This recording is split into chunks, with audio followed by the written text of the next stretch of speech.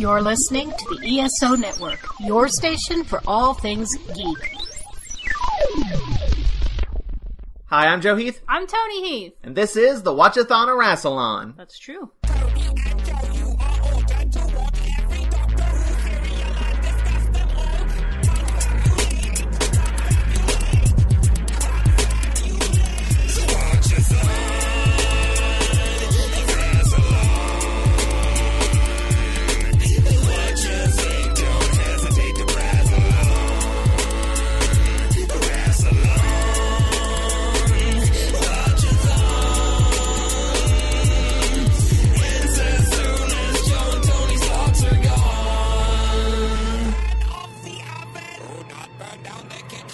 Today we're going to be talking about the third serial of the 13th season of Doctor Who, Pyramids of Mars, which consists of 4 episodes that aired from October 25th, 1975 to November 15th, 1975. True facts! And I'd like to give a special shout out to Matt Golden for getting us those episodes.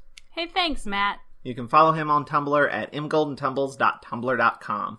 That's Tumbles without an E because it's Tumblr. And today, we have a brand spanking new guest. Ooh, fancy. She is the mayor of Chicken Town, correct? That's right. From the Flopcast. It's Felicity. How do you pronounce your last name? I don't want to mess it up. Kusinitz. Kusinitz. I thought so. Because you said it's Cousinette from the Addams Family. That's what I always tell people. That's a great last name to have. Oh, thank you. Yeah, it's my maiden name. I'm married, but I kept it because I thought it was pretty cool.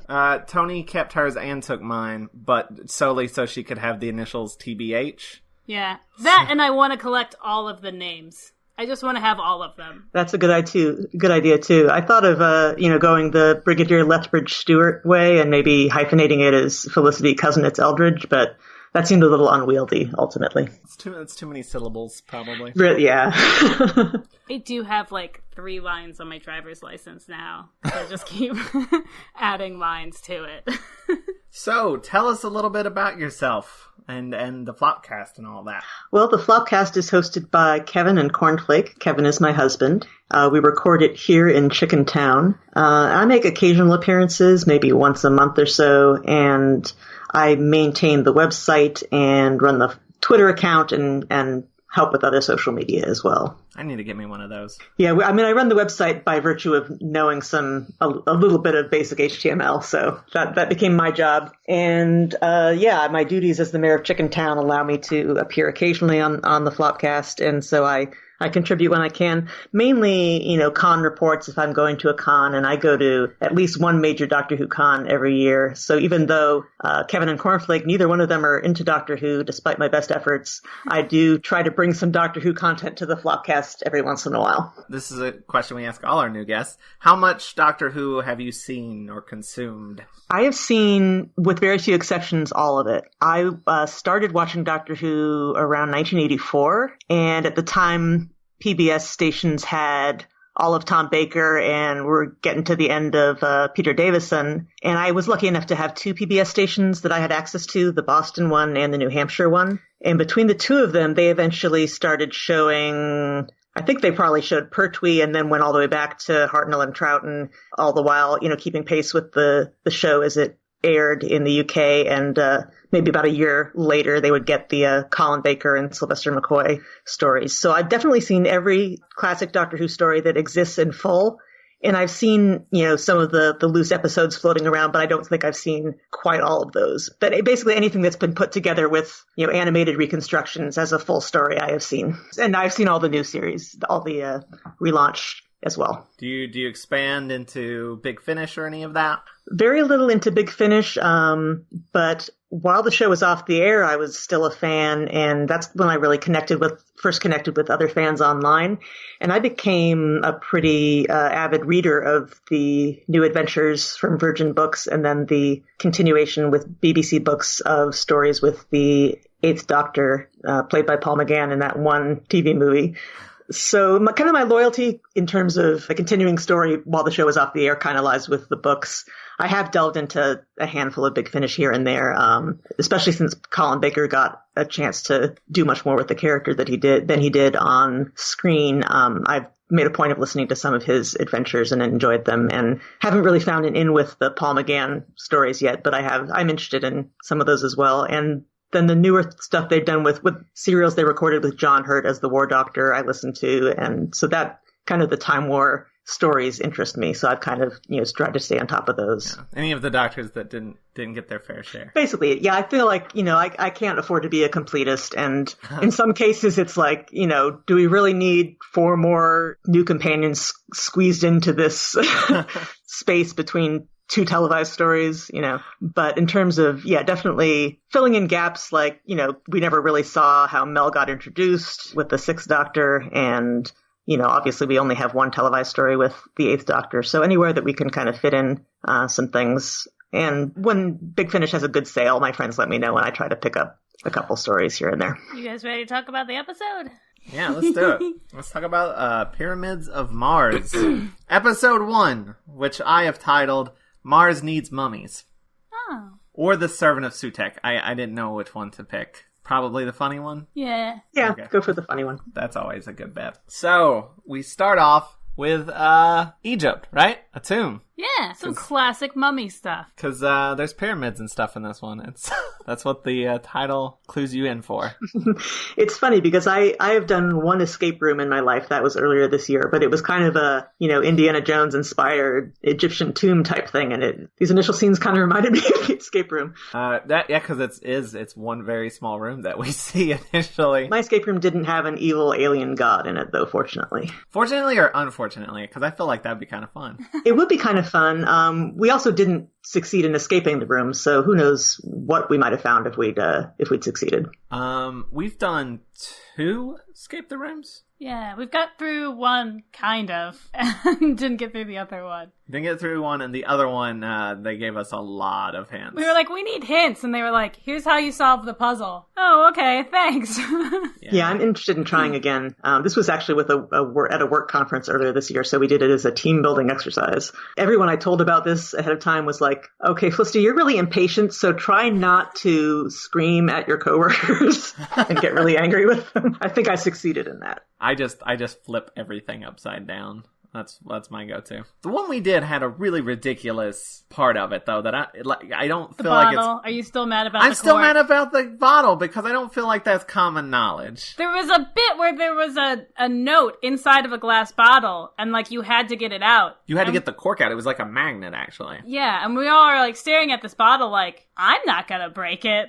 Surely there's some solution that doesn't involve breaking this glass bottle. And the guy who was giving hints was like, okay, here's what it is. You have to put there's a napkin. A cloth, and you have to put the cloth in the bottle. Wrap it around there somehow. Yeah, Loop if you it. just swish it around, it'll wrap around the cork, and then you can pull it out. That sounds vaguely familiar as something I've read in a story, but not something that I've ever seen done in real life. Apparently it works. It works. All right. But that was that's cool. not knowledge that I had gained at any point in my life. It's not that Yeah, I certainly wouldn't have thought of that on the spot. Yeah, I wouldn't have thought of it, nor would I have tried it. I was so close to just breaking it.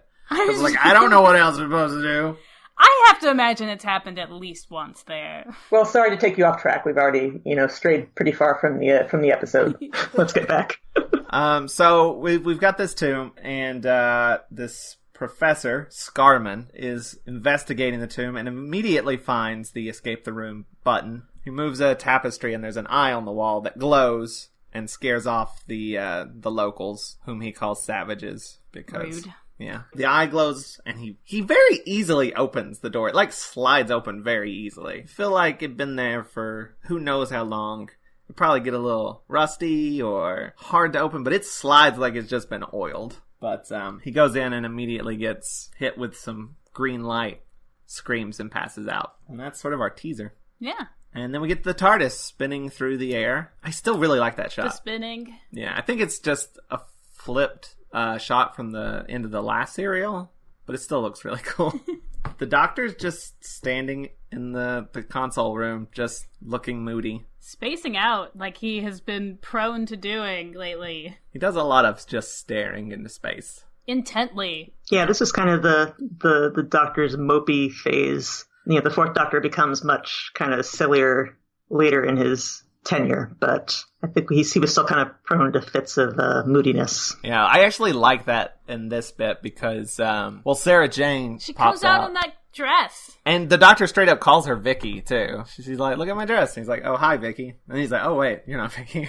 But yeah, it's Victoria's dress. And then, like, he's just being all mopey. And, like, Sarah Jane's just kind of, like, already tired of it. I like how she diffuses his seriousness. Yeah, she's like, we're not having this. We're not having grumpy times. Cheer up now. He's like, I'm a Time Lord. And she's like, oh, we know you're a Time Lord. Jeez, get over yourself. He's basically like, I live for an eternity, and I don't want to be doing this, working for unit stuff anymore. And then she's like, well, then just resign. What? You don't have to give a big monologue about it. You can just do it. And she basically, she also calls him middle-aged. I think he says he's like 735, something like that. Something around there. It's in his mid-700s. Right. And she's like, well, so you're just basically middle-aged. And he's like, yes, but nah, leave me alone, I'm moping. When she says you can just resign, they immediately get like, I don't know, hit by something? I'm not entirely certain what happened there. Yeah, I think it winds up being something's drawing them off course, which they discover when they land. Right, because, like, they get to do a little bit of Star Trek ship acting. Yeah. And there's a floating face that appears in the TARDIS room for a little bit, for just like a couple seconds, that Sarah Jane sees, but the Doctor does not. And, of course, the Doctor does not initially believe her, because that's what he does. No one believes the companion when they see something. No one, ever, despite them always having seen something. There's never been once that a companion says they've seen something, and it turns out they didn't. Not once. You'd think the Doctor would know by now. But he's like, no, silly human. 735 years of this, and he still hasn't caught on. But they land, and I believe they say it's the unit base or whatever, but in the past. But yes. That's correct. Yeah, it's a building, an old priory, which I guess is where priests hang out. I think they reveal later that it was burned to the ground at some point, and we find out how that happened. But then eventually unit headquarters was built on this spot. Which is kind of the Doctor's defense for being so far away from where he intended to go. He's like, technically, I'm in the right place. He's good at getting you to either the right place but the wrong time, or the right time but the wrong place. One of those two. Or the right-ish time. Give or take a couple of years. And inside this place is a guy who wears a fez and plays the organ. You were so excited at the fez. Yeah, it's a fez. Fezzes are cool. I forget his name. I think I have it in my notes somewhere, but in my notes he's just called Fez. Like, every single time. It's okay. He dies pretty quickly. Also, okay, so he's playing the organ. Mm-hmm. And you see him playing the organ. But there's times that there's organ music playing, and he has left the organ. Definitely. So I'm not sure when it's, like, diegetic. There was one time where he was playing the organ, and he got up, walked away, and then it was, like, still playing, and I was like, is that a sting that just happens to be the same as what he was playing, or... He's using his magical fez powers. Right. Maybe he's possessed by Sutekh, and Sutekh is the one playing the organ. I guess we could sort of hand-wave it that way. He wants some mood music. Villains need their mood music. It's a very theatrical villain. And then he gets a visitor, who he does not want. He wants to be left alone. And it's this old guy who is mad that someone else has been banned from the house. Because they're both friends of Scarman, I think. This is Scarman's place or whatever. But yes. Scarman has said that no one can come in until he returns. He's been missing. Well, no one's really heard or seen from him for a while. You know, on account of the mummy stuff. I think the implication, old guy is Dr. Warlock, which is a great name. He seems a little bit put off that this, foreign guy is here telling me I can't come in and see my friend. There's both Scarman and Warlock. This is full of, like, superhero characters. Or supervillain, rather. I don't know Fez's name, but I assume he probably has a suitably supervillainous name as well. I looked it up. It's Ibrahim Namin. That's pretty good. Kind of rhymes. Yeah, so that's a pretty good name. I'd buy a comic book character named that. So the Doctor and Sarah Jane are sort of poking around the place. As they do. They come across a locked door, so the Doctor is going to pick it with a lock pick that he got from Marie Antoinette. Always name dropping. I don't know why I just didn't use the Sonic. I guess the Sonic hasn't gotten quite to the level that it will get to of just doing everything. That and... He wants to name drop Marie Antoinette. Exactly. And then they get caught by basically the butler, I guess. And the doctor pretends that they're purchasing the place, that they're looking around to buy it. And the butler's like, I don't buy that. I see through your ruse immediately. I know exactly who you are. The doctor and Sarah Jane are like, I highly doubt it. Who are we? You're right. That is exactly who we are. Because the butler thinks that they're with Warlock, and that they're like sneaking around, looking around, while Warlock's, distracting Fez guy. But butler guy sort of helps them out and is like, just get out of here if you know what's good for you, sort of thing. But not in a bad, not in a mean way, like in a I'm helping you out way. Don't get caught. So they sneak out the window and sneak around the building. That's what they do. It's There's a lot of sneaking. Really fantastic scene of them crawling up against the walls underneath of the windows. Sneaking's always fun. I agree. It's fun to watch them doing that. And they're outside the window listening, I guess, to Warlock and Namine. But as they left the room, after they went out the window, the sarcophagus starts to open. Bum bum bum. I'm trying to remember. I read somewhere that the location for this place, the big mansion or whatever, yeah, it's a mansion, belonged to somebody famous, and I don't remember who it was. I read it somewhere, and now I cannot find it. So thanks for bringing it up. So that was almost a Joe fact. Joe fact. That was almost, but not quite, something interesting. So yes, the sarcophagus does the thing. It basically kills the butler, whatever's in it. We don't see, but we just hear him scream, and then everybody sort of rushes into the room, and the sarcophagus shuts as they come in, basically. They look at the butler and say he's been strangled. And the guy in the fez, rather than being upset by this, seems very pleased by this.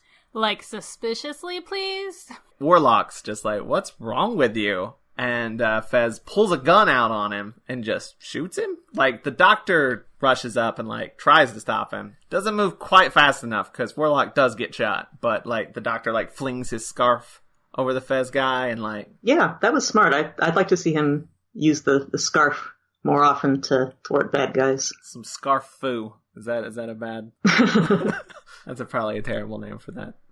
It's okay. You got anything better? No, that's why I said it's okay. But they get Warlock out of the mansion. And the Fez guy opens the sarcophagus and has this really fancy green ring that he Green Lanterns the mummy with, brings it to life. I like the mummy. I like how ridiculously large its chest is.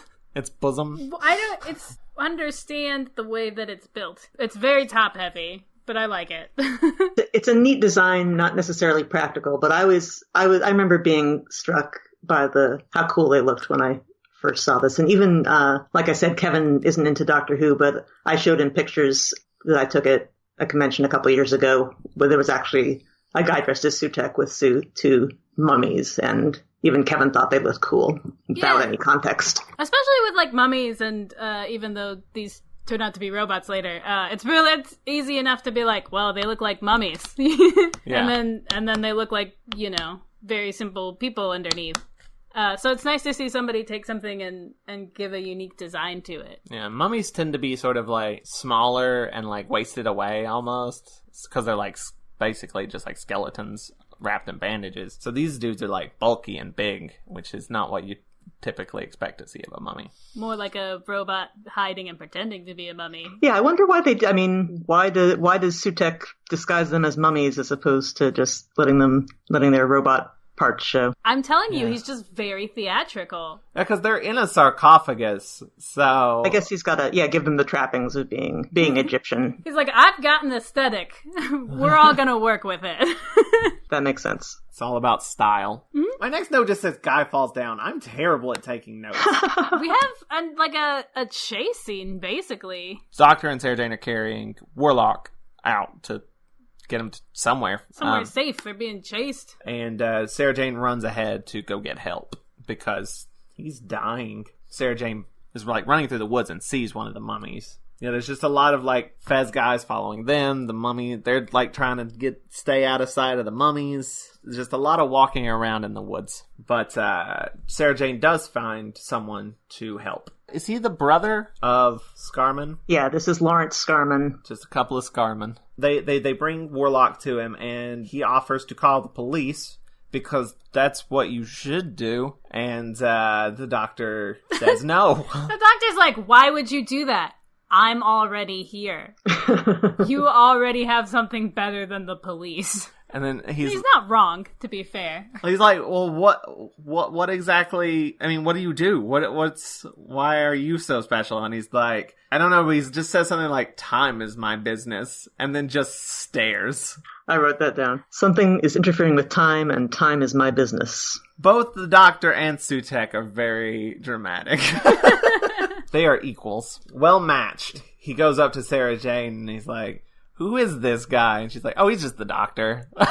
He's just like that. Don't worry about it. So I love that. She just he keeps being dramatic and then she just immediately cuts it down. I love companions who do that. That's why Donna Noble is like one of my faves. But this is also, she basically says we're time travelers and says that she's from 1980. Which is correct, right? I think so far we're good. Doesn't cause any controversy. Yet. It's just stuff later that's going to contradict that. Yeah, because it was always kind of understood that the unit stories were like 10 years ahead of the current time, or, in the near future. Because it was when the first one, which was what? Web of Fear? Web of Fear. I believe. Oh, was that when it actually established a date? I didn't know that. I think so. I think it says it's like slightly in the future. And then at some point somebody forgot. But right now, I thought it was going to become a problem a lot sooner, but it seems like there's still... in the unit stuff. I thought it was going to be just like... Like they were constantly like,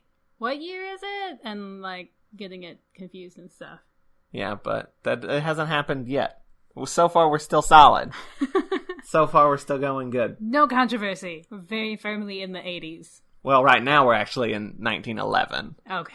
Sarah Jane's from the 80s, but this serial takes place in 1911. This Scarman fella has invented something. I don't know what it is, but it's 40 years ahead of its time. It was basically, as I understood it, kind of like a radio, but for like space radio, farther away, space transmission interceptor radio thing. Sure. And he turns it on to do a demo to like, hey, look how it works, and then it immediately explodes. So he's well matched with the doctor. The doctor's good at building things that explode, whether they do that on purpose or not. But the device was tuned into Mars. The doctor's like, there's just your device is fine. It's just there's something very, I don't know, explodey transmitting from Mars. I think he pulls out a smaller version of the machine out of his pocket and is like, hang on, I want to get that signal. The guy's like, well, wait, what is that? And he's like, oh, it's like your thing, but from the future. And cooler. And better.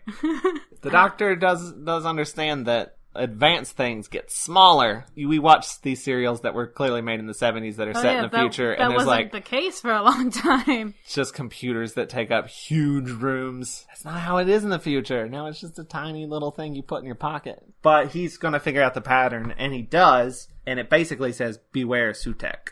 Or they say, or Set. So Set is Sutekh.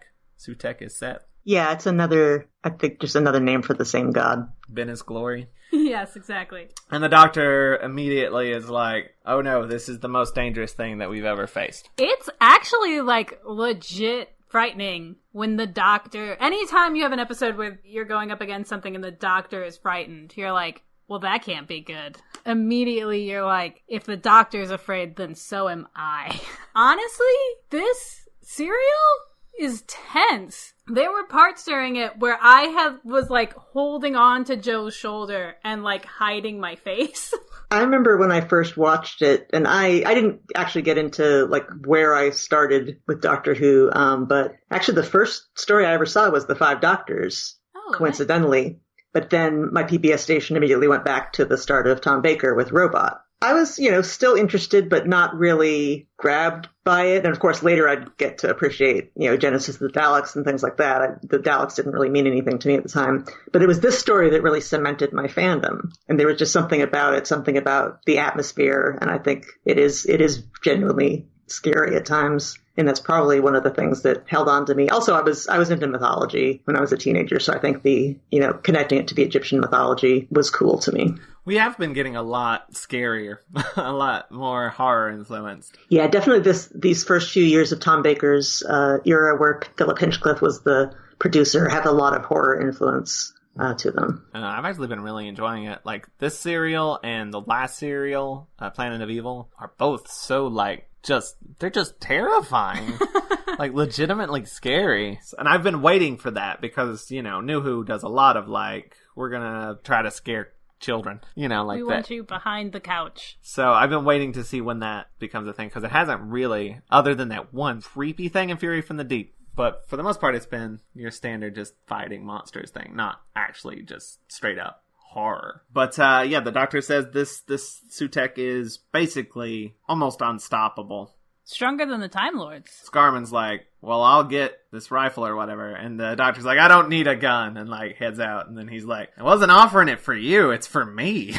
My next note says, disco mummies. You're so great at notes. Well, that's because there's lights and stuff. We start to see the multicolored lights. Sarcophagus does its lights thing for the first time. Got it. It is very disco-esque. What was Ian calling it in the chat when we were watching it? He called it I don't want to say Skittles, but maybe it was Skittles. Smarties, I think, because that's the British Smarties are like M&Ms. I wasn't sure if he was referring to that or to our pastel kind of Smarties that we have in the US. It's like little chalky things. Both are fairly accurate, I'd say. Yeah, they're both colorful. The Smarty sarcophagus, and a figure walks out of the sarcophagus my note says a dark astronaut. He's all in black. He has a helmet. Oh, and it's really cool when he walks, smoke rises up off of his feet. This is a very good effect. I think they must have used dry ice. Yeah, it is so cool though. He's very Darth Vader-esque. And he is the servant of Sutekh, basically. Because, Fez guy's like, I'm a servant of Sutekh, and he's like, I'm a servant of Sutekh. He needs no others. Because is he Sutekh? He's not Sutekh. Okay, he speaks with Sutekh's voice, but Sutekh speaks through Scarman later too. So I think he's just. Do we see this servant again, or is this the last time we see him? He might be kind of like a transitionary figure. Because Sutekh hasn't, he's on Mars and he can't manifest on Earth yet. But this is kind of one of his forms, I think. I think this guy turns into Scarman. Oh yeah. Not the brother, but the one that Marcus. went into the. I think he's basically transporting from the tomb in Egypt to, I guess, to Mars to here. It's just a long way to go about it. And I guess they decided the astronaut disguise was too much to maintain, and they just let him wear his normal clothes after this. Maybe he has to wear it to go through the sarcophagus, the light tunnel thing. Maybe. Sure. The disco tunnel. But yeah, he's like, I don't need your help, Fez guy, even though he doesn't even thank him for getting him here. No, he just straight up murders him. Yeah, he just grabs him and he just smokes up. Which again is one of at that moment I was like, oh, okay, this is gonna be a scary serial. Okay, got it.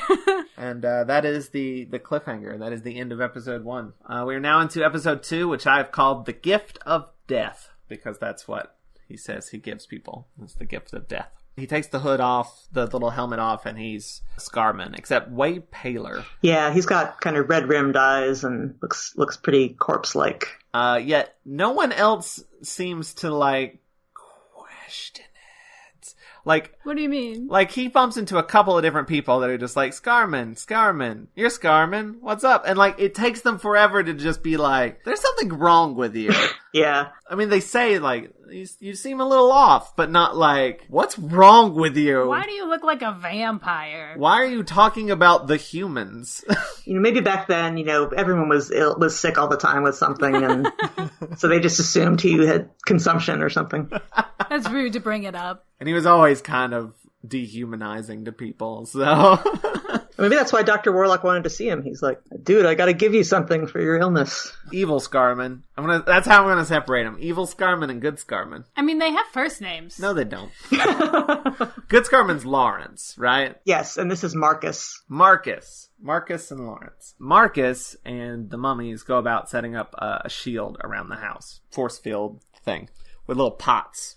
Little Egyptian pots, right? Urns, yeah. Yeah, the urns. The Doctor, Sarah Jane, and Lawrence, I believe, have snuck back in at this point. Yes, they've snuck back into the mansion. The Doctor basically fills them in on, like, who Sutekh is and all that kind of stuff. And says that the coffin, the sarcophagus, is a time-space tunnel. He calls them a specific kind of alien, and I can't remember what it is. Osirans. Osiris was an Egyptian god, too, I think. There was Osiris and Horus, and one was the son of the other, but I'm not sure which way it goes. I really like the idea of, like, just, like, very quickly being like, oh, yeah, the gods are real, because they're aliens. Like, all Egyptian mythology is based on these guys. And we saw that with other mythology in the demons in Jon Pertwee's story. You know, the demonic figure is actually a type of alien god as well. If you like Egyptian mythology as aliens, you should check out Stargate. Okay. That's basically what it is. I haven't seen a lot of it, but it's basically a similar sort of concept. The Stargates are like Egyptian, and it shoots you to other planets and stuff. So that's where, like, the Egyptian gods came from, was space. The Doctor almost gets sucked into the disco tunnel, but he throws a watch in it, and that stops it? Stops it. Okay. Don't ask for an explanation. Just move on to the next thing.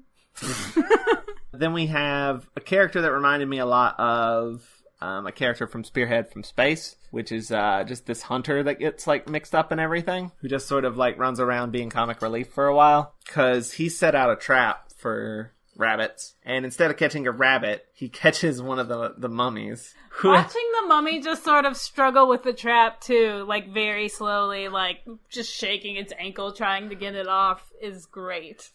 They lose a little bit of their minutes. The hunter takes his rabbit and tries to get out of there, but, like, keeps bumping into, like, the force field and all that stuff, and he's just kind of just running around everywhere, like, where's that? Can't get anywhere. And this is, like, when Marcus goes to that place where they've got Warlock all resting up because of his wound, his gunshot wound. And this is, like, the scene where, like, Marcus is, like, being all evil, and Warlock's like, what's up, buddy? You seem a little, I don't know, evil today? And doesn't he ask about where is the other Scarman? I think he does, yeah. That's not how you'd refer to your brother. That should be a dead giveaway. Yeah, he says that, and I do believe he says humans instead of, like, their names or people. No one says humans except aliens. I mean, I say humans all the time, but... You're questionably human. Thank you. That's all you've ever wanted. It truly is. My note says Mummy attacks Marcus, but I don't think that's right. Doctor wakes up and is pedantic. That's it's like when they hide in the they're hidden in this little, like, secret compartment thing, and she says we're in something, and he's like, no, technically we're in this, and she's like, oh yeah, she says what they're hidden in, and he's like, they don't have those in these types of homes. And right. She's like, you've been awake for 5 seconds and you're already annoying me. Could you go back to being passed out, please? No worries that I just completely saved your life by dragging you around and finding you a hiding space. No, you want to, like, quibble about this detail. No, thank you. Well, those actually weren't around in 1911. They were actually called... Yeah, that sort of thing. Being a dude on the internet. The Doctor is a dude on the internet. I don't think that's the first time that's been said on this podcast.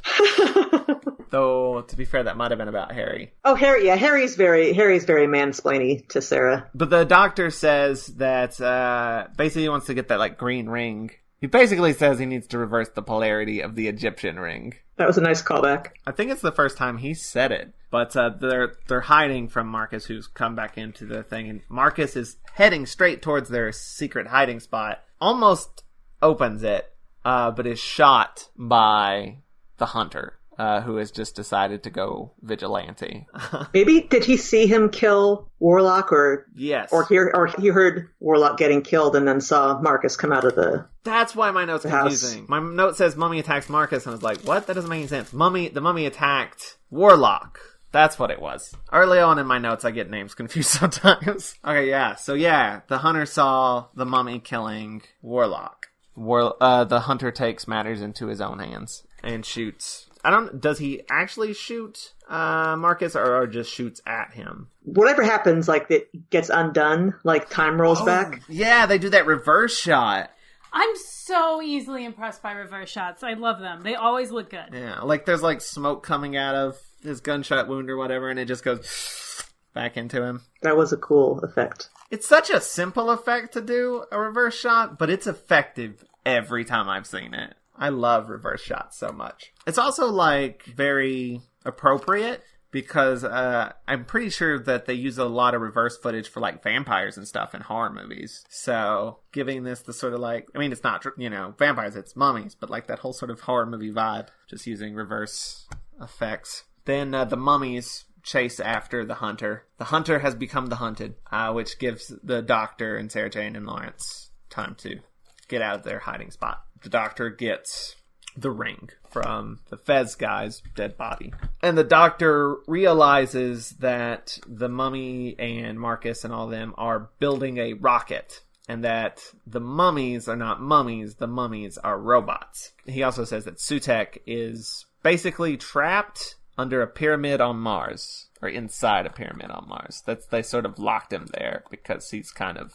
He's real shitty. He's, like, basically indestructible, so they basically had to just lock him somewhere. They couldn't really, like, just destroy him. Well, that, and what he says is that, like, it went against their morals. That, like, if they destroyed him, they'd be just as bad as he was. I feel like this happens a lot in science fiction, or maybe just a lot in Doctor Who. There's this, all-powerful being that's locked away, but someone accidentally releases it, or releases it on purpose. I mean, I'm very, like, anti-murder, but it would stop a lot of things from happening in these shows. To be fair, that's kind of the conclusion that the serial comes to. Yeah, we'll get to it later, but, no one else really survives this little escapade. I don't know if it's happened before. I mean, there was the massacre of St. Bartholomew's Eve, but that still led to, like, a descendant of Dodo, so you know that someone made it out. I can't think of anything. I think it may start happening more from here on out, if memory serves. Spoilers. I'm used to it.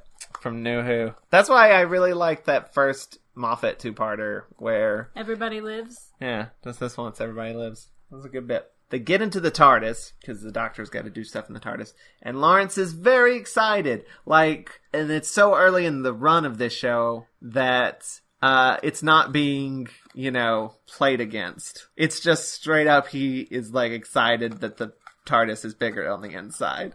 I feel like we can't do that anymore on the show. It has to be subverted, like, every time. So it's nice to just see this, just, like, very excited, like, oh, it's bigger on the inside. This is amazing. Because you don't get that anymore. And Lawrence is an inventor himself, so I think he appreciates that this is advanced technology and not just magic that he's looking at. It's basically magic. He says, it's something like that novelist fellow would write, Wells. And I thought that was cute. And Sarah's like, why can't we just leave? We know the world doesn't end in 1911, so something will surely happen to fix it. And then a terrifying thing happens. This really made an impact on me, and it made me wonder, like, why, certainly back in the Aztecs, the Doctor talks about, you can't change history. And, you'd think that this would be touched on more in a time travel show, but they really kind of use it sparingly. Mm-hmm. But the idea that, what happens to stop Sutekh has to be them, because if they were to leave, the Doctor shows Sarah what 1980 looks like. Which it looks like an apocalyptic movie from the 80s. So it's very appropriate. But, like, he opens the TARDIS doors and is like, there, like, you want to leave, there's the 80s, go, kind of thing. And she's like, okay, I get it, we'll stay and help. Like, it's very harsh. So this must be one of the biggest threats that the Doctor has faced. He's already talked about how this, even too powerful for the Time Lords to stop, so that really brings it home. So they go back to 1911 and exit out of the window. That window's getting a lot of use. Yeah, I was going to say, they spend a lot of time going through windows. Marcus talks to the time tunnel, the disco tunnel, about the rocket. And is this the first time that we actually see Sutekh in his little throne room? Yeah. I like his design. It reminds me a little bit of Omega. It actually looks more like an Omega design that you haven't seen yet. Me? Personally? Yeah. Like, it looks like an Omega design that will come later. His helmet, specifically, is what I'm thinking of. I didn't know Omega came back. Oh, spoilers. I thought he died! The Doctor and Sarah Jane and Lawrence, I think they go to Lawrence's house to sort of set up base, basically. Lawrence is real sad about his brother. He's very, broken up about it. And the Doctor keeps having to be like, that's not your brother. He's under the influence of Sutekh. Your brother's probably dead, let's face it. I mean, he calls him a corpse. Yeah. He said, that's the walking corpse of your brother and not your brother. He's very not much mincing words. Like the first episode of Buffy the Vampire Slayer when Giles is like, that's not your friend. When you're looking at him, that's not your friend. You're looking at the thing that killed him, sort of deal. But Lawrence does not fully take this to heart. Yeah, unfortunately. If he did, this story would be over 2 episodes earlier. There's a lot of plots that just rely on people making dumb choices. Avengers? Are we talking about Infinity War? I think the plan is they're going to shoot this rocket that they're building or whatever to blow up a signal, the shield around Sutekh's pyramid thing. And it'll free him. That's what the rocket's for, right? Yes. Oh, around this time is when the mummies have finally caught the hunter. They crush him, like, in a hug. They robot hug him to death. It's the hug of death. Yeah. You seemed, very amused by that, Toni. It was an amusing visual, I guess. I don't know. Is that how you want to go, in the embrace of a robot? I mean, I wouldn't make any complaints if that's how it turned out. Because I'd be dead. Good point. But then Lawrence shoots the robots. It says Sarah Jane turns on thing, and I don't know what the thing she turned on was. The Doctor's trying to jam the signal. It says the machine that Lawrence built, but the Doctor repurposed it, I think, to try to jam the signal so that Sutekh can't communicate with Scarman and the mummies anymore. And then the rocket won't get launched and Sutekh won't get freed. And Lawrence doesn't want to turn it on because he's worried about how it might affect his brother. The mummies come into Lawrence's house and then fight. It's going down. And it's another scary cliffhanger, and Sarah is directly in peril. She's in peril a small bit too long for the cliffhanger. The shot of her face, the close-up. Yeah, it's like, oh no, Sarah! Oh, it's still going. And we're done. That's the end of episode 2. We are now into episode 3, which I have called The Enemy of Life. Yes. The device that the Doctor was fiddling with explodes. Of course. Again. It's exploded twice this serial. And the Doctor gets really mad at Lawrence for letting his emotions get the better of him. Oh, this is where he says the line about his brother being an animated human cadaver. Very harsh. But he's like, listen, you gotta do what you gotta do. Like, this is serious business. That's not him. You just gotta put that aside, because otherwise we're all dead. Lawrence takes none of this to heart, and still tries to reach his brother, basically. While Sarah Jane and the Doctor are going to go look at the rocket, which is in a pyramid of its own, because that's the shape that works best. For aesthetic reasons. Pyramids just work better. Have you ever seen those, money-making things? They're a pyramid, and they work perfectly. I've never had a single problem with one of them. I mean, I'm still waiting to get the money back, but I'm sure it'll come. Right. Eventually. Right? Okay. Selling essential oils? So, they're going to go blow up the rocket. Right. Lawrence suggests that, I believe. He wants to go with them, and they're like, no, you just stay here. And he's like, oh, you think I'm going to disappoint you again? And they're like, yep, stay here. Well, the Doctor gives him a task and asks him to unwrap the mummy. Which looks very cool on the inside. It's more of like a wire frame than like a real solid robot, but it's pretty neat looking. So the Doctor is trying to find a way to get past the shield. He's like, we need to find the door, which he finds with a stick, poking along the wall with a stick, and he finds the urn. He basically has to sonic it and do stuff to get it to open. What does he call it? Like trying to wind a watch with a chisel? How he's explaining what exactly it is he's doing and how it's a very delicate process that he doesn't have the correct tools for. All I remember is that it's the Doctor and Sarah Jane just sort of bantering back and forth, and they're absolutely adorable. Precious. They are precious. This is kind of my archetype for a doctor-companion relationship because, I saw a lot of doctors and companions briefly in The Five Doctors, and then, it was really Tom Baker and Sarah Jane for a while. They're so good together. Yeah. I know we've only watched a handful of serials, and this is only... the second one that's just the two of them? Mm-hmm. Mm-hmm. But, it's already, up there with, 2 and Jamie for me, so... Oh, yeah. They have such an easy dynamic where even if the two of them are in a scene and if, nothing else is happening, they're having a good time, and, it makes it a good scene. So, Sutekh is immediately, alerted that something is messing with the shield around the mansion. I believe he yells, "Interference!" And he knows that there is an extraterrestrial involved in this because humans are dumb. I'm pretty sure that's his entire reasoning behind it. And I think it's also whenever he's monologuing, he's probably talking to Marcus about all this, but that's when he says that all life is his enemy, and he's basically wanting to just destroy everything. I don't even think he's I'll keep you around, Marcus. He's just nah, I'm tired of all of it. If I had been trapped in a pyramid for who knows how long, I wouldn't want to destroy everything. Because then you've just got what you had in the room, but bigger. That is a good point. I'd want to experience things. I guess that's why you're not Evil? an evil alien god. Yeah, he just wants revenge just out of spite, he's just going to burn it all down. See, now that's something I could see me doing. See, I'd be I just want to get out and be hey, what movies have come out recently? You're going to use your godlike powers just to warp time and see all the movies? Yeah. Or hey, I haven't had a burger in so long. What is he eating there? Nothing, probably. Probably doesn't need to. That's sad. Eating is one of my favorite activities. Absolutely. Okay, if I hadn't eaten for thousands of years, I could imagine being a little grumpy. That's true, you do get hangry. I do. Oh, me too. If you have thousands of years worth of hangry. If I don't eat dinner, if it's a half hour after when I'm expected to be eating dinner, I'm just what is happening? It's true, your whole brain goes into meltdown. I can't believe I'm not eating right now.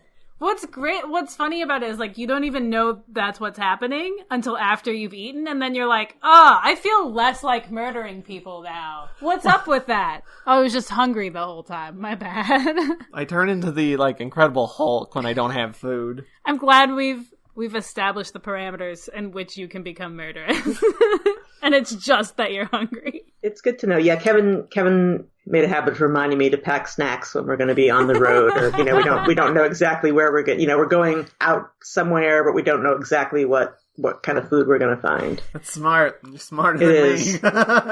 Yeah, because we always end up in a car ride we need to pull over somewhere now before something bad happens. We should just listen to those Snickers ads. Sorry, we are so off track now. This is an important discussion, though. Yes, food is always an important discussion. So Sutekh in his pyramid, that's what we were talking about. He wants to destroy everything. Maybe if he got out, ate something first, he would kind of He'd be fine. He'd be fine. Oh, I was just hangry. Maybe that's why the doctor's always offering people jelly babies. It's worked a handful of times. You're not evil, you're just hungry. You're just hungry, and they take a jelly baby, and you're you're right. My bad. You know what? I'm going to call off the whole evil plan. Sarah Jane and the doctor are looking around for stuff to use, and they're inside this shack. Lawrence has said that there is explosives basically in this shed. I don't remember why there was explosives. Probably some sort of excavation thing. For the or rocket? Something. Oh, no. It's just, I forget what it was. It's some sort of explosive. Yeah, and Sarah Jane finds it in the shed. She finds it and tosses it to the doctor. And the doctor's whoa! Be very careful. And Sarah Jane's oh, whoops. Yeah, she just pulls this oops face. The doctor's great, you're gonna kill me for sure. He's like literally like sweating. Like, oh god. And it's about this time that Marcus has found the tampered with urn that has let the doctor in, and then Marcus goes to Lawrence's house and is like going to ask like, where's the doctor, where's Sarah Jane, and all that. And this is, Lawrence being very misguided and still thinking.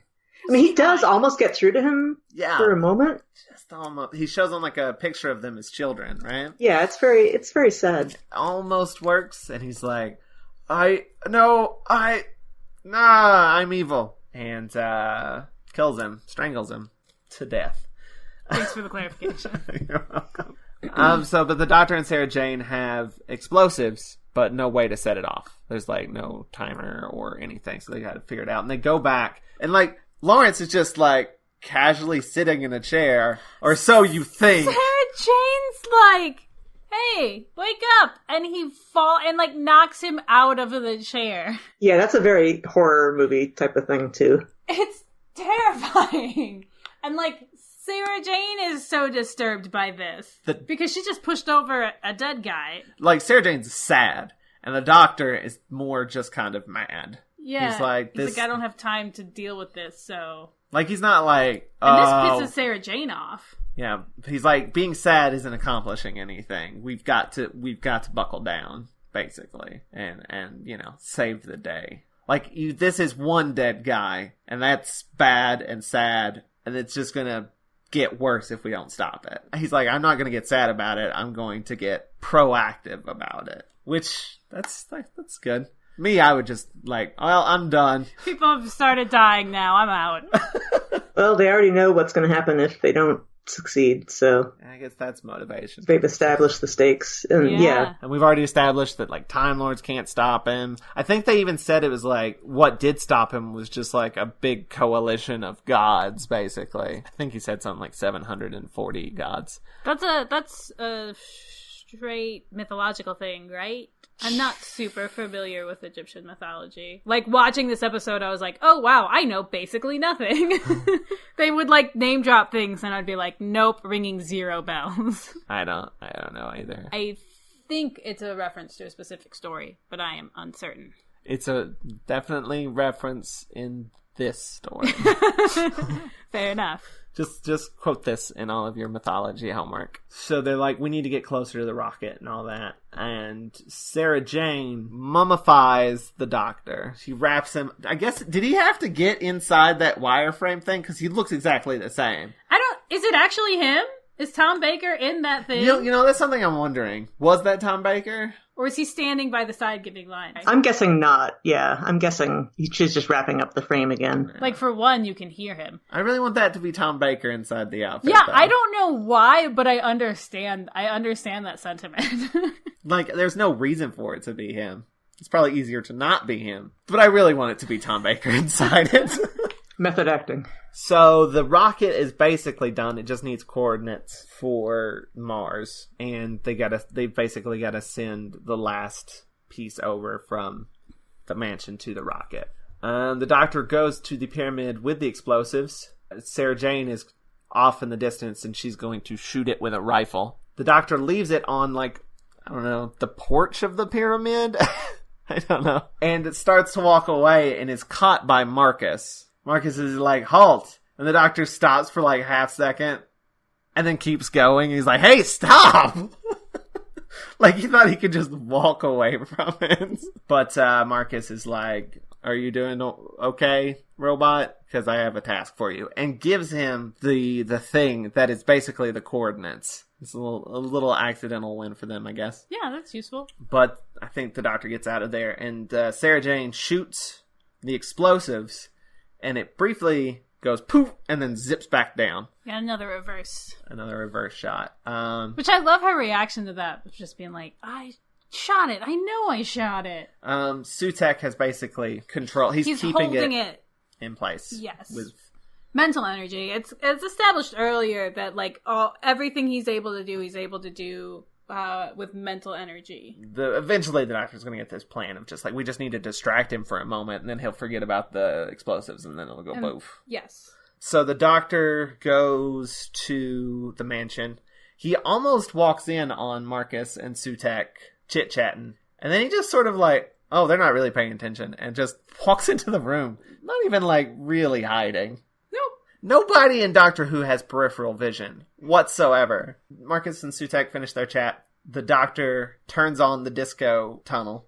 And then the Doctor goes into the disco tunnel and walks into Sutekh's room. Sutekh is like, whoa, what's going on? And then the rocket explodes. Plan worked.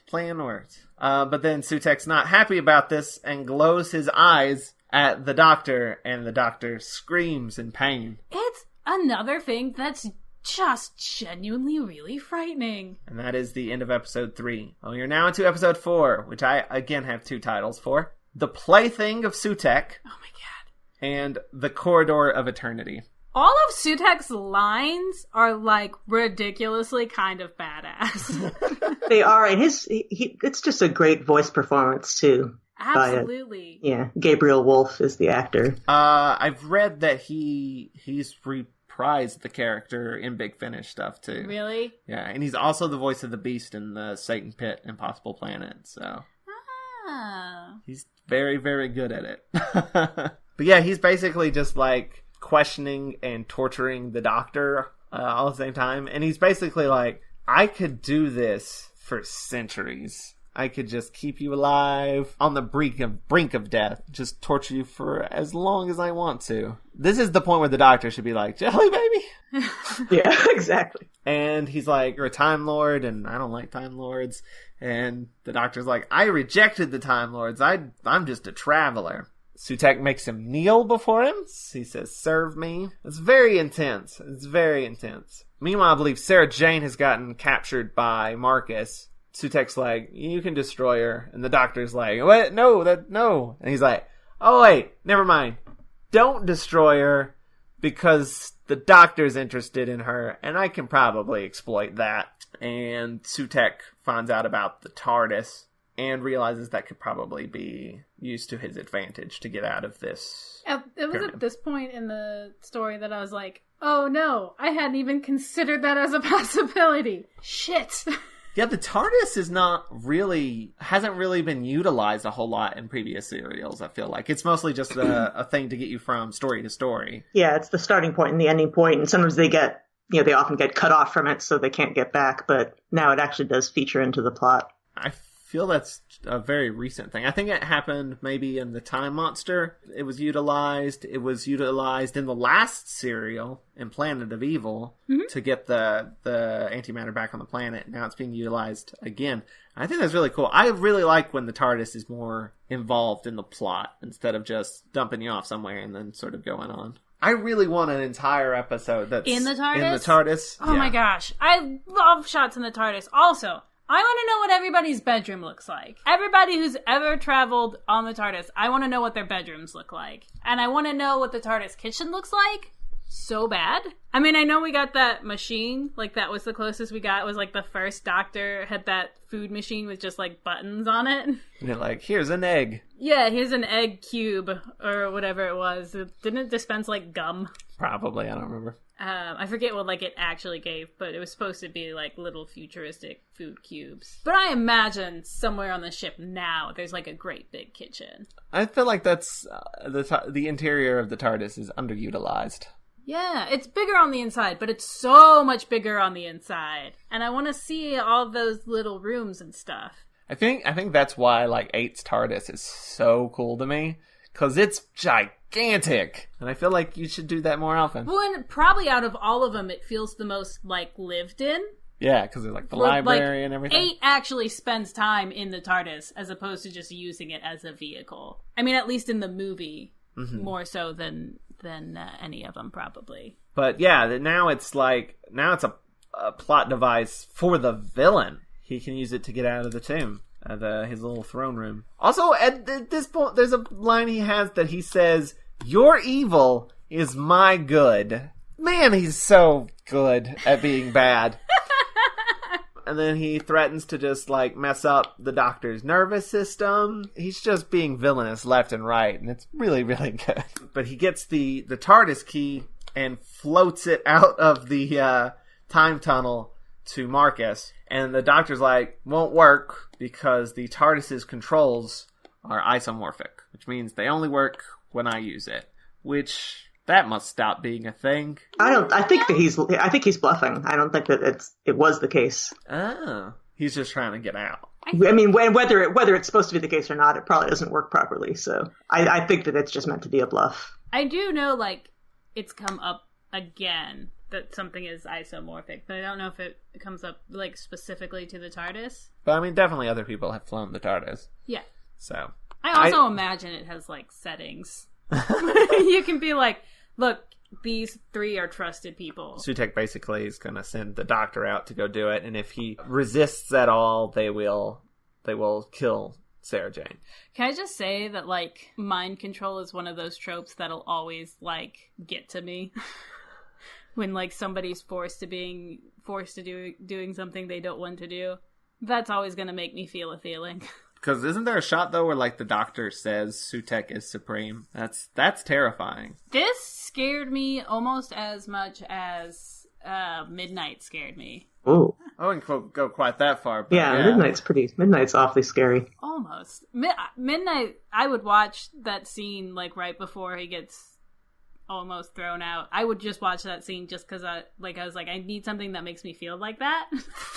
And so I would just watch that scene on, like, YouTube or something. But it gives you a very similar feeling of not being in control of, like, you know, your own body, which I find terrifying. Oh, yeah, I do too. Definitely. But Sutekh tells Marcus, when the doctor, you know, frees me and I'm all free and stuff, feel free to destroy the doctor. So they get on the TARDIS. They go to Mars. We're on Mars now. There's not an ice warrior in sight. They must still be hibernating. Or who knows what time. I mean, I guess, is this equivalent to 1911, or is this some other future time that's somehow connected to... That's a good question. I'd imagine it's still 1911. It's the same time. You know, if he gets loose, it'll cause the alternate 1980 where Marty's parents don't get back together. So I assume he's still in 1911. And there's, like, the radio signals or whatever. Right. So, but once they get on Mars, Marcus opens the little secret door. He's like, thank you for your time. And the mummy strangles the doctor. And then the mummy and Marcus go through the door. For, like, the 3rd or 4th time, Sarah Jane cries over what is presumably the doctor's dead body. Yeah. And he wakes up just to be like, hey, you're getting me all soggy. Knock it off.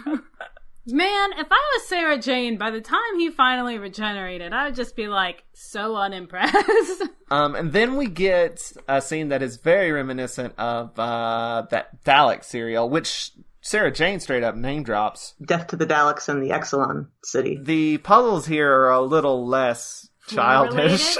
It's not like it's stuff on the back of a cereal box. It's not a game of hopscotch. There's no floor cliffhanger. It's my favorite cliffhanger. Oh no, the floor! But Marcus goes in and almost opens the door, the first door, and Sutekh's like, hold on a second. This seems too obvious. Find another button to open the door. There is a secret button that opens the door, and the first one would have just, killed him or blown it up or something. And then Sarah Jane and the doctor walk in and almost do the exact same thing. And so that's what happens. They're just going through all these puzzles, traps. And so that's when they're basically really close to the end, right? And they do that popular GIF I see everywhere, where they walk in and then immediately walk right back out.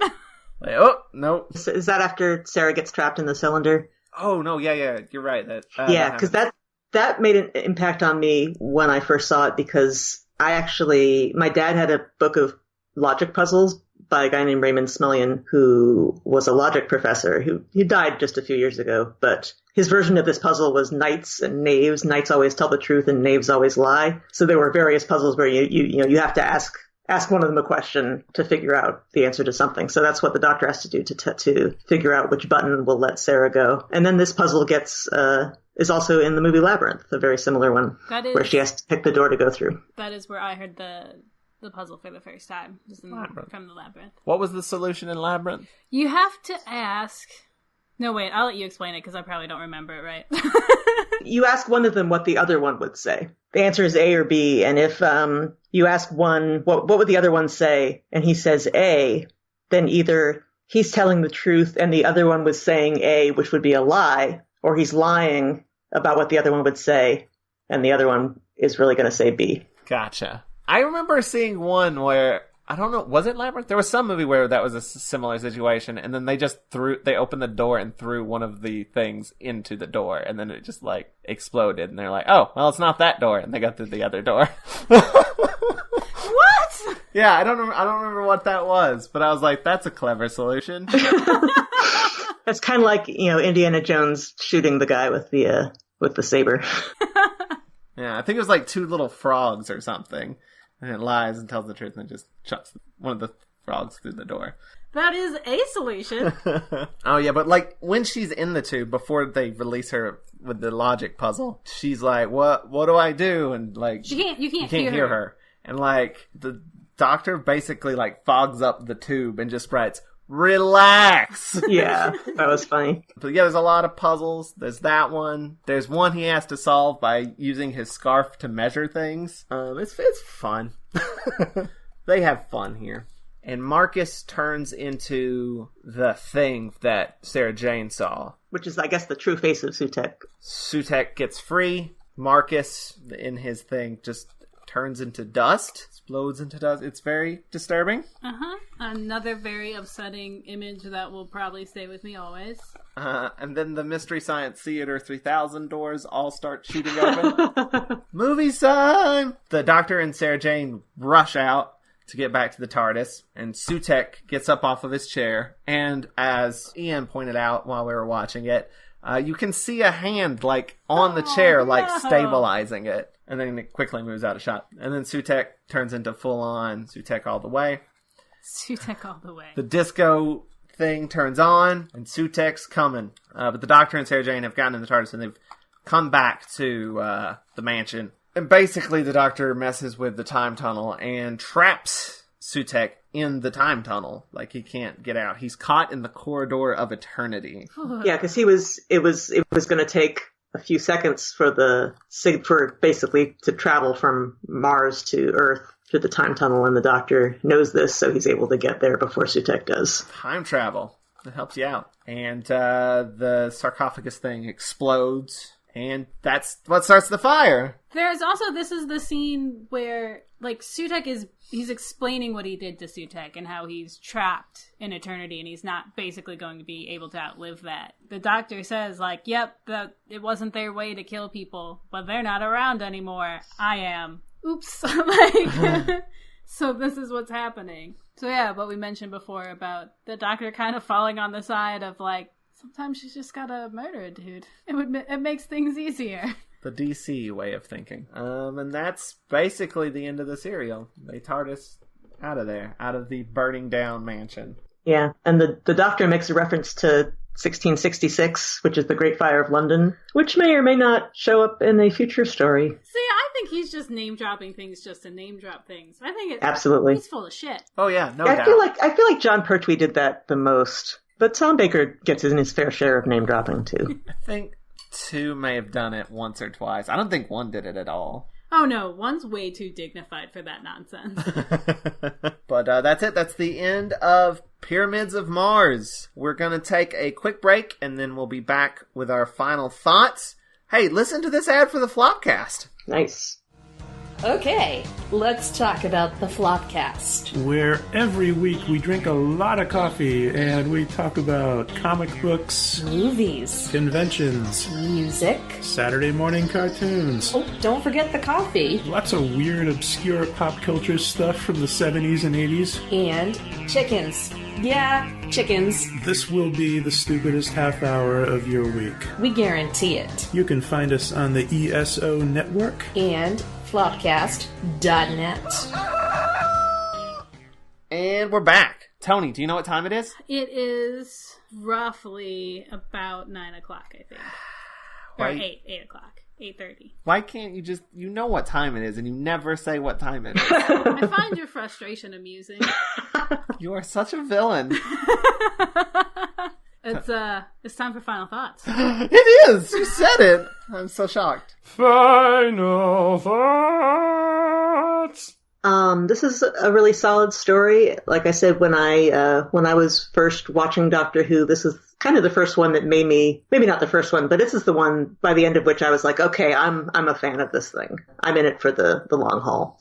Part of that I think was just the very, effective villain. Sutekh just is genuinely scary. His minions are genuinely scary. They use some simple effects to very well. Like we mentioned, the reverse shots and the smoke and the disco lights.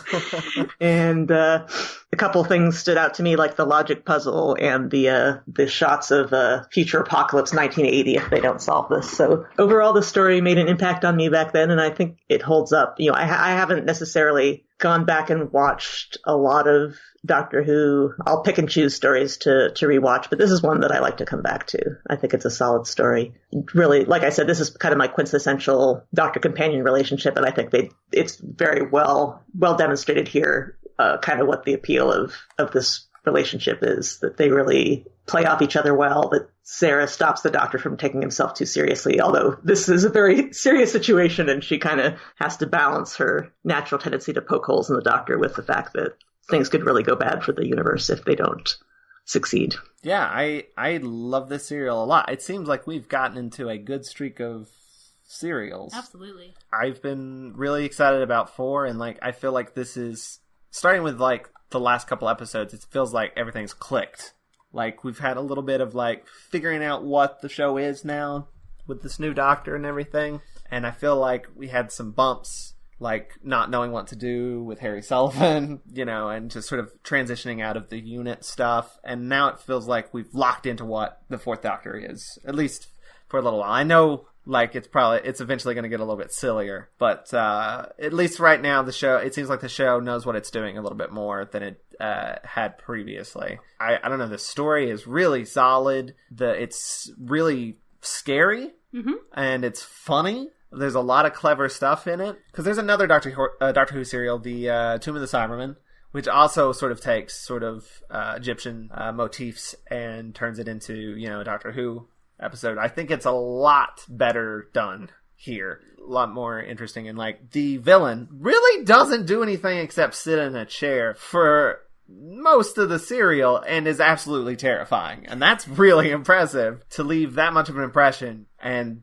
doesn't even really leave his little closet. Yeah, I feel like this is well written, well made, well everything. Everything was really, really, really came together in a really good way. I enjoyed it a lot. I think we are in a good period of the show right now. I think we talk a lot about sometimes we get episodes that are a little wobbly and we say, there were a lot of really good ideas here, but a lot of things they attempted they didn't quite pull off.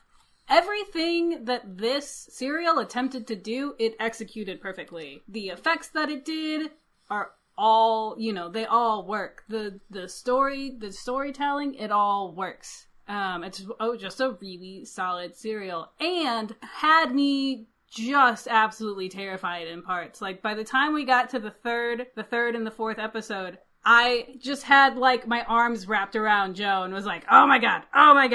Really, by the time it got to all the mind control stuff, because that's just one of my buttons. I don't have much else to say other than I agree. It's really good. It's probably one of my favorites for serials that we've seen so far. Yeah, I said that about the last serial, and I'm saying it again now. That's why I think we are in for a good string of serials. I hope. We'll see how it continues. So, Felicity, before we go, anything you want to plug? Like I talked about at the top of the show, I am part of the Flopcast team. The Flopcast is a silly kind of pop culture geeky podcast on the ESO network hosted by Kevin and Cornflake. Chickens are involved. We record in Chicken Town. I'm the mayor of Chicken Town, and we occasionally talk about chickens in the news, and that's something I can't really explain. It's a long story, but you'll find a lot of chicken talk on the Flopcast, as well as talk about movies, music, comic books, cartoons, and everything that geeks like. And where can people find that? They can find it at flopcast.net. Also, we're at facebook.com/Flopcast and at Flopcast on Twitter. So go check them out. We only talk about chickens when it's fuzzy chicken nuggets. The Yeti. The Yeti. Oh, yeah, My favorite fuzzy chicken nuggets. That is a good name for them. If you like this episode, you can check out more on Watch-A-Rassilon.com and be sure to rate and comment on our iTunes. It really helps us out. It gets us, up in the fancy iTunes charts. Yeah, it helps other people find us on iTunes, which is amazing. If you'd like to help us out even more, you can go to watcherassilon.com/support, and there you'll find a link to our Patreon page, which you can get to just by going to patreon.com/watchathon. And there you can donate a monthly amount to get all kinds of rewards, like day early episodes, uncut video of the podcast records, bonus episodes, and we do live streams. So Felicity joined us for when we watched Pyramids of Mars. So you could also join us in watching Doctor Who with us. Also on our support page is a link to our Amazon wish list, where you can sponsor an episode of the podcast by purchasing the corresponding serial on DVD for us. We'll mention you in the podcast and put your name on our Friends of Rassilon page. Speaking of, special thanks again to Matt Golden for sponsoring this episode. Hey, thanks, Matt. You can follow him on Tumblr at mgoldentumbles.tumblr.com. That's Tumblr without an E because it's Tumblr. You know what? Should we be, thanking Vince for doing our theme song every episode? Because I don't do that, but I've been listening to other podcasts and they think they're theme song person. Yeah, you're absolutely supposed to credit your theme song person, and we just haven't been doing it. Our bad. Hey, thanks, Vincent E.L., for doing our theme song. And retroactively pretend we said it every other episode that we've done so far. You can check him out at swinglish.nu or Twitter at Vincent E.L., and he's on SoundCloud, and he's everywhere. Vincent E.L. Thanks for our theme song. Sorry, we've never said anything before. Well, we did. Well, in the episodes he's on. Yes. Yes. Can I just say that your Twitter handle is kind of one of my favorite Twitter handles of all time. I smile every time I see it. Yes. I'm like, I see what they did there. It's clever. 100% sure that was your idea, Toni. Yeah. For those of you who don't know, our Twitter handle is at WatchYourAss. That's in Rassilon, obviously. Yeah, obviously. I don't know what else that can mean. But we'll be back next time for the Android Invasion. Oh, I'm going to like that. And thanks for hanging out with us, Felicity. It was fun. Thanks for having me. Yeah, I had a lot of fun watching with you and talking about it with you. Well, we enjoyed doing that with you as well. But see you guys next time. Keep calm and Rassilon. Goodbye, and I love you. Goodbye. Your evil is my good. This has been a broadcast of the ESO Network.